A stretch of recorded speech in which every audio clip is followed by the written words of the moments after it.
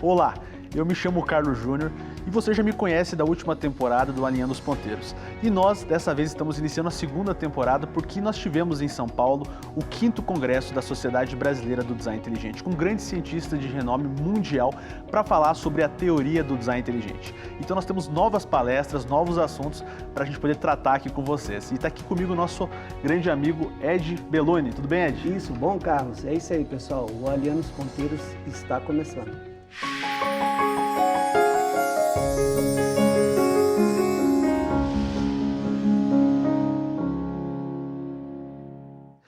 Hoje nós vamos falar sobre os pontos cegos da TDI e as inteligências artificiais. Esse que é um assunto que está muito alto, não é isso mesmo? O pessoal está comentando muito sobre esse assunto. É verdade, Carlos. É um assunto pertinente e tem um pressuposto que muitas pessoas não param para imaginar o que a inteligência artificial hoje faz, a potência dela e mais do que isso, né? O que está por trás da inteligência artificial? Será que tudo que a gente digita ou ela passa de informação é uns dados verídicos, apesar dos números lastimantes, os logaritmos?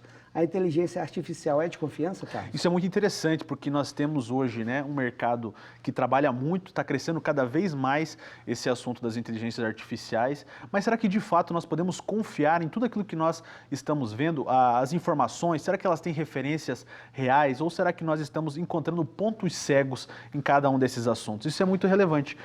É muito relevante dentro dos princípios daquilo que a gente hoje defende, dentro do design inteligente, para a gente compreender a importância da inteligência artificial. E é interessante, Carlos, e a gente vai ver isso de uma forma mais profunda, que quando a gente digita certos assuntos, ela tem um algoritmo pronto e uma ideia pronta. E isso que a gente tem que ficar atento com a inteligência artificial. Eu considero uma das coisas mais importantes, né? A gente tem que entender que ela foi programada por alguém. E toda a programação, ela costuma trazer informações dentro daquilo que foi proposto. Então, por exemplo, quando você pesquisa sobre TDI, design inteligente, a resposta costuma às vezes sair não de acordo com a realidade. Mas é isso que o nosso querido professor Enésio de Almeida Filho, ele que é um historiador e presidente emérito da Sociedade Brasileira do Design Inteligente, vai falar na palestra de hoje, né, Ed? Isso, uma grande palestra. Pega anota aí, pega o caderno, anota, ganha por nota e vem conosco, porque você vai crescer e é um crescimento excepcional. Então, os pontos cegos da teoria do design inteligente e as inteligências artificiais.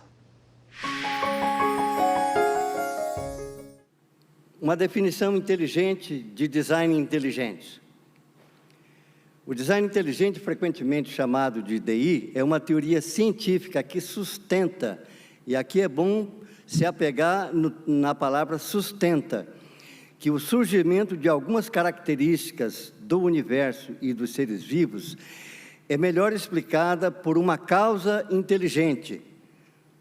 Nota bem, por uma causa inteligente, do que por um processo não direcionado como a seleção natural. Aí a referência. E o que são os pontos cegos numa teoria científica? Os pontos cegos nas teorias científicas são áreas sistematicamente inexploradas ou subexploradas devido à falta de apoio epistêmico. Nota bene, o que nós não sabemos o suficiente para perguntar ou nos preocupar são os nossos pontos cegos. Os pontos cegos, eles afetam as teorias científicas. Elas dificultam a detecção de preconceitos. Elas limitam o desenvolvimento teórico e obstruem a integração de diversas perspectivas. E essa obra aí é de um escultor sul-coreano. Aí nós vamos fazer uma rápida introdução à inteligência artificial 101. Uma definição inteligente de inteligência artificial. A inteligência artificial é a atividade dedicada a tornar as máquinas inteligentes. Então, não é uma descoberta científica, é uma tecnologia. dedicada a tornar as máquinas inteligentes, e a inteligência é a qualidade que permite a uma entidade funcionar de forma adequada e com antevidência no seu ambiente. Isso foi dito pelo professor Nielsen, um cientista da computação americano, um dos precursores da inteligência artificial.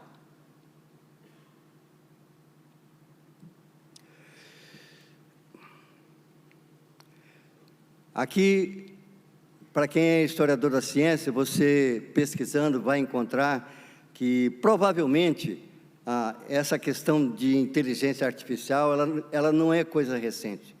Ela começou lá atrás, nos anos 1950, lá na França, nesse congresso. E aqui, quando você encontrar o link, significa que, se você clicar naquele link, você vai encontrar o documento que está sendo mencionado aqui na imagem. E aqui nós temos vários professores de uma universidade americana, Dartmouth College, que estavam preocupados como que eles poderiam fazer a respeito da consideração da possibilidade de você colocar a inteligência nos computadores, né? Então, eles se reuniram e eles chegaram à conclusão, depois desse simpósio que eles tiveram, que em 2 meses eles resolveriam essa parada. E ali nós temos os cientistas que participaram desse evento e a proposição deles quanto à possibilidade da instalação de inteligência nas máquinas eletrônicas. E aí nós temos, a partir desses anos, 1950, a evolução da inteligência artificial. E nessa evolução da inteligência artificial, nós temos a preocupação daqueles que trabalham com como que eles vão criar máquinas que possam ser chamadas de inteligência. Aí o outro passo que é dado são a aprendizagem de máquina, onde a máquina já consegue reagir aos inputs que são dados para aquilo que está se procurando determinar como sendo inteligente. E aí depois nós temos o aprendizado mais profundo, que as máquinas, elas parecem que ganham uma certa personalidade de inteligência, em que elas vão fazer coisas que unicamente os seres humanos são capazes de fazer.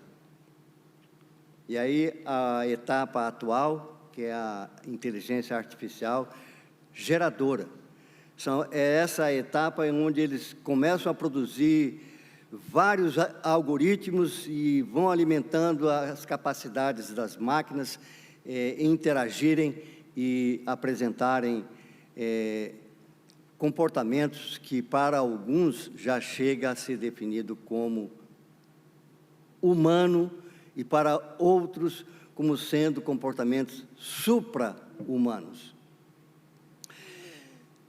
Na parte de cima você tem tudo que já foi elaborado, que está sendo trabalhado pelas indústrias, né?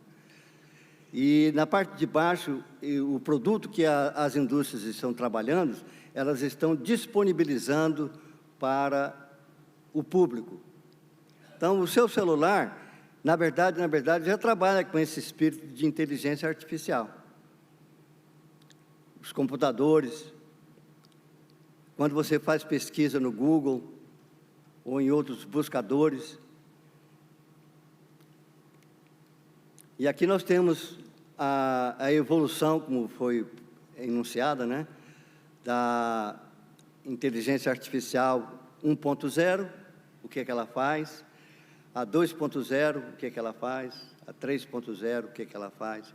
E aí ele diz o que ela pode realizar, os senões, as dificuldades que eles encontram, enfim, tudo isso é trabalho que já tem mais de 50 anos, e a gente pensa que é coisa recente, não é.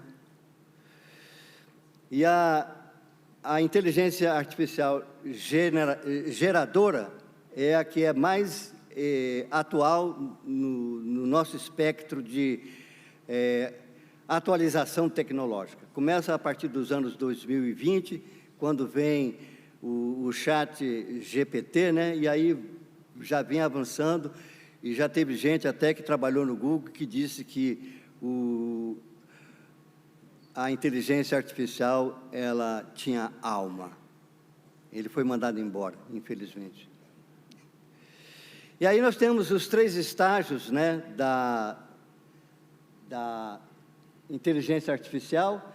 Você precisa de aprendizagem profunda, você precisa de um network neural, você precisa de processamento de linguagem natural, visão de computador, cognição de computação e aprendizagem de máquina. E aí nós temos os 3 estágios, né, que começa lá embaixo, no número 1, que a máquina precisa aprender. Aí o estágio número 2, a máquina que já tem uma determinada inteligência. E aí depois a etapa final, que é o sonho dele de Walhalla, né, que é a consciência de máquina. Walhalla, se não me engano, é aquele lugar onde os vikings, depois que eles morrem, eles vão para aquele lugar, né? E é essa etapa que eles esperam atingir na inteligência artificial. E aqui é um artigo, é um dos maiores artigos que eu já encontrei como pesquisador, tem 152 páginas. E aí, se você quiser acessar, é um pequeno relatório de modelos de linguagens, grandes linguagens, né? E aqui um outro artigo onde já trabalha com a possibilidade de centelhas da inteligência geral, artificial, já ter experimentado essa, digamos assim, humanidade no chat GPT.4. A inteligência artificial estreita, que é onde nós começamos todo o trabalho, ela é designada para completar ações muito específicas, incapazes de aprender independentemente. A inteligência artificial geral, que é o momento que nós estamos vendo sendo praticado pelas grandes empresas como a Google, a Facebook, o próprio Elon Musk, eles estão trabalhando com essa inteligência artificial, mas ainda não conseguiram atingi-la. Ela é uma forma de aprender e pensar e realizar em níveis semelhantes aos humanos. Ela ainda é uma forma de sistema a ser criado com essas habilidades cognitivas semelhantes às humanas. Superinteligência artificial capaz de suplantar o nosso conhecimento. A inteligência artificial de máquina reativa, capaz de responder a estímulos a que forem submetidas, em estímulos externos, tempo real, mas ela ainda é incapaz de construir memória ou de armazenar informação para o futuro. A inteligência artificial de memória limitada, ela pode armazenar conhecimento e usá-lo para aprender e treinar futuras tarefas. A inteligência artificial da teoria da mente, já pensou? Eles querem transpor a mente humana para dentro de um computador ou de qualquer outro artefato tecnológico, que seria capaz de poder perceber, reagir às emoções humanas, mas a realização de tarefas de máquinas de memórias limitadas. A inteligência artificial final, que seria autoconsciente, né? Ela pode reconhecer as emoções dos outros, além de ter senso de identidade e inteligência de nível humano. Seria o estágio final de inteligência artificial. É igual aquele robozinho daquele filme, né? O HAL, você pergunta para ele, ele responde. Ele diz que se ele está triste, se ele está alegre, ele tem resposta. Quando ele não tem, ele diz que vai procurar. Então, esse é o estágio final desses homens que estão se propondo com a inteligência artificial.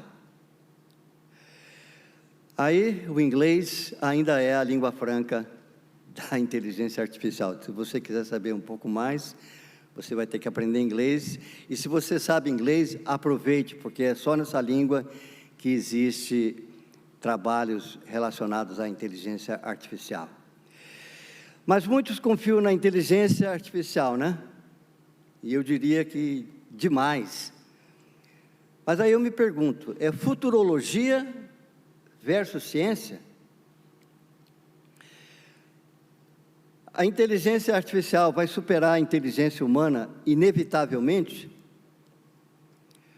Muitos poucos especialistas têm dúvidas sobre isso. Quase todo mundo que conheço, que é especialista em inteligência artificial, acredita que superará a inteligência humana em apenas uma questão de quando.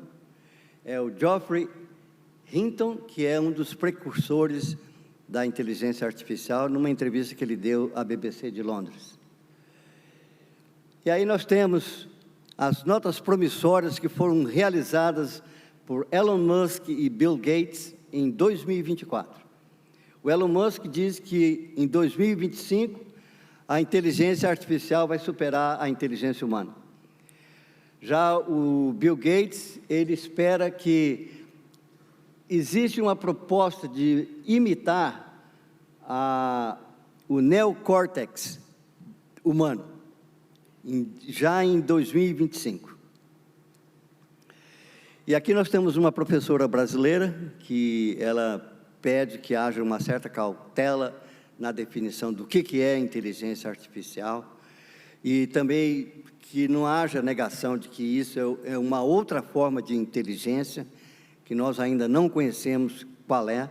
Ela pede uma certa prudência. Ela é professora aqui na Universidade Pontifícia Católica de São Paulo. E aí, quando que eles esperam que vai haver essa chance de 50% da inteligência artificial atingir nível humano de consideração? Aí nós temos alguns, 90%, eles acreditam que antes do ano 2061. Aí depois você vai mais adiante, 90% acreditam que isso não vai se dar em 100 anos. Aí já no finalzinho ali da ponta, 1% acredita que isso nunca vai existir. E eu não sou cientista em cibernética, eu sou um historiador de ciência.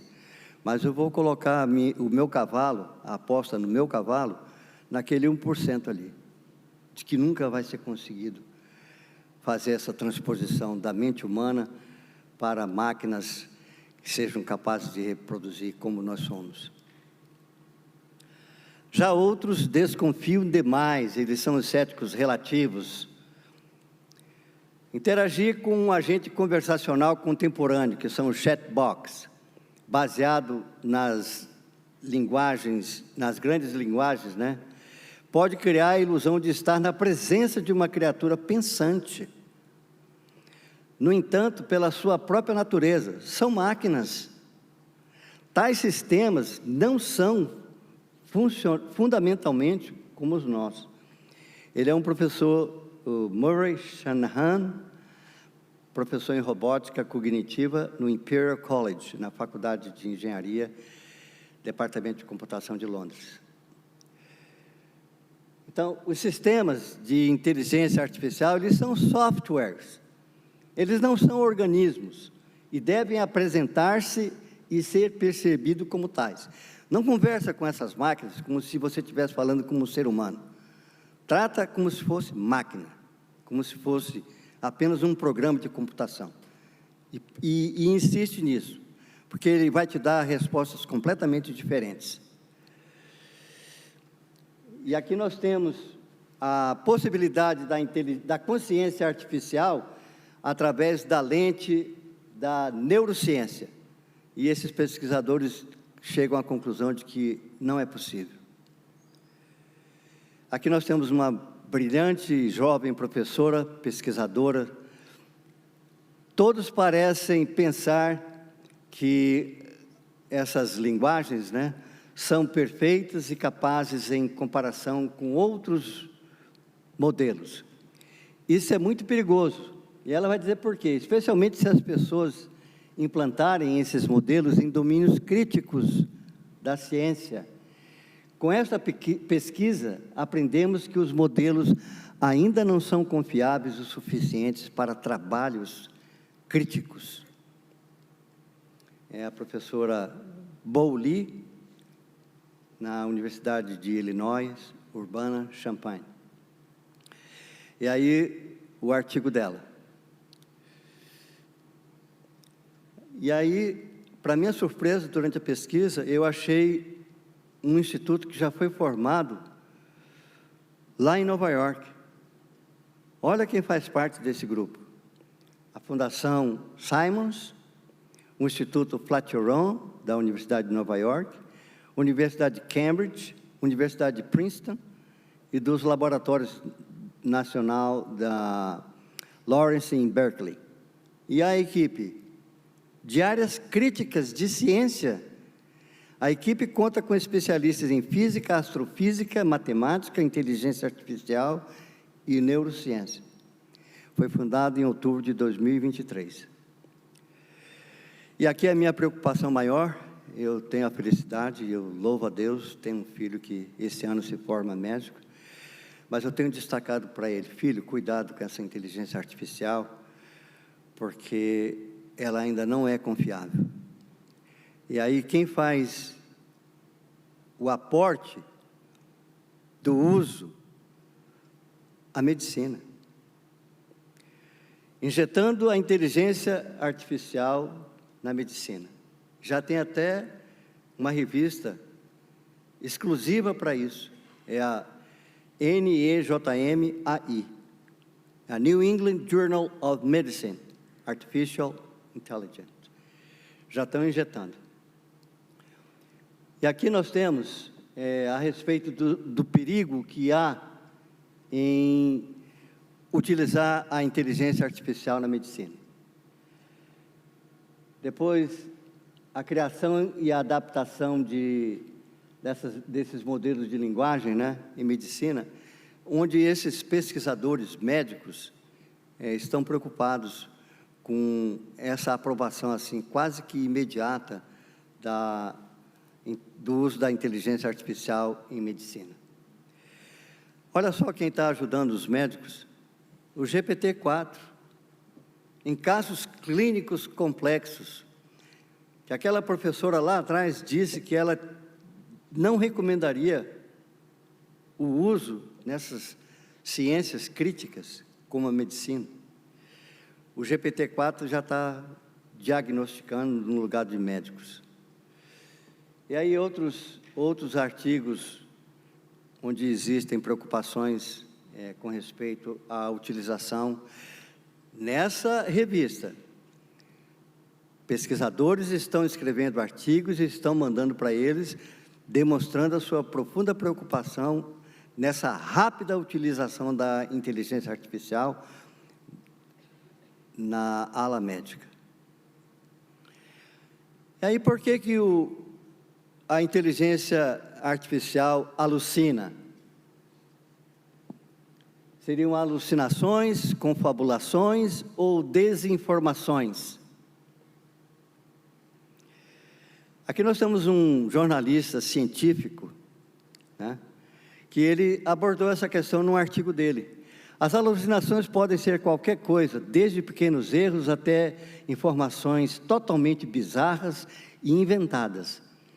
A questão faz com que muitas pessoas se perguntem se podem confiar nos sistemas de inteligência artificial. Se uma inteligência artificial pode gerar afirmações imprecisas ou mesmo totalmente fabricadas e fazer com que pareçam tão plausíveis como informações precisas, como que nós podemos confiar nela para tarefas críticas? Disse o Sacha Brodsky. Então, uma característica comum da inteligência artificial geradora é que os algoritmos ainda sofrem de alucinações, entre 3% e 27%. Você sabe que quem trabalha com probabilidades, isso é um número ainda muito alto. 3% até 27%. Então, elas são problemáticas para operações de alto risco, onde é necessária profunda confiança no modelo. E já estão querendo usar isso na medicina, gente. Por que que a inteligência artificial do Google Overviews responde coisas absurdas? O novo recurso de pesquisa de inteligência artificial do Google, ele recomendou que você deveria comer uma pedra por dia. Ou então comer pizza com cola, que era muito saudável para a sua saúde. Está lá, gente. Está lá. E agora? Como é que a gente vai fazer com isso? O resumo que a gente pode apresentar é: você não pode confiar totalmente no que a máquina está lhe dizendo. Não pode. E aqui nós temos artigos que estão lidando com essa questão de alucinações, né? E um chamamento, um apelo para que se tenha cuidado em como que você vai lidar com aquilo que está sendo apresentado pela inteligência artificial. A pesquisa da inteligência artificial está me fornecendo informações médicas erradas? Aí nós vamos ver alguns casos. Atenção, não é tudo aquilo que você precisa, mas há um caso complicado, eticamente, quando você usa os modelos de linguagem extensas, né, no cuidado da saúde e da medicina. Tem que ter muito cuidado. O ChatGPT, ele está gerando dados falsos para apoiar determinadas hipóteses científicas. Isso aí saiu numa grande revista científica, a Nature.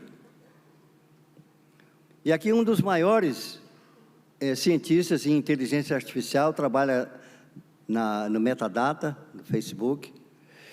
Ele cita 4 deficiências dos LLMs, né, os grandes modelos de linguagem.